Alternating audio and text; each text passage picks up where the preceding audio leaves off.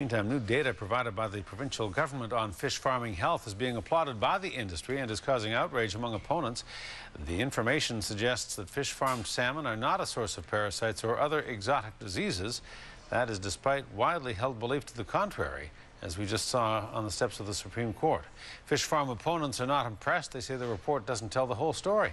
Our Gord Kurbis has the latest. The information in this book may be several years old, but it took until yesterday for it to be released by the provincial government. It comes 6 years after it was originally sought in a Freedom of Information request. It just brings us up to 2004, so it's still 6 years. There's still information that's 6 years old.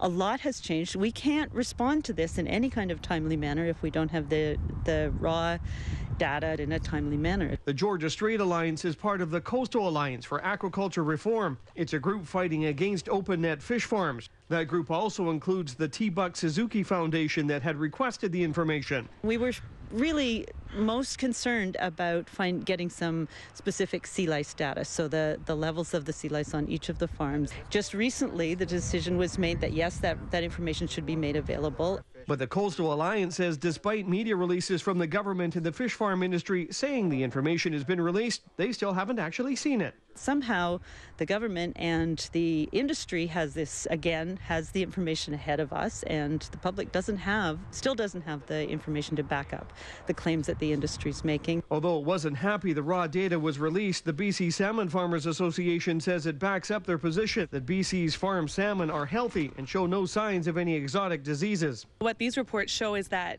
information is being reported accurately and that the information is exactly the same as what farms are saying, which is good. That's what the public wants to know and wants to hear. The association says it is operating transparently, but didn't want the raw figures released because they could be taken out of context and could be misrepresented or misinterpreted. It's the provincial government looking at a whole lot of numbers and actually putting them into some kind of context that people can understand. And so that's what we're just hoping, is that this raw data isn't then manipulated to show something that isn't there.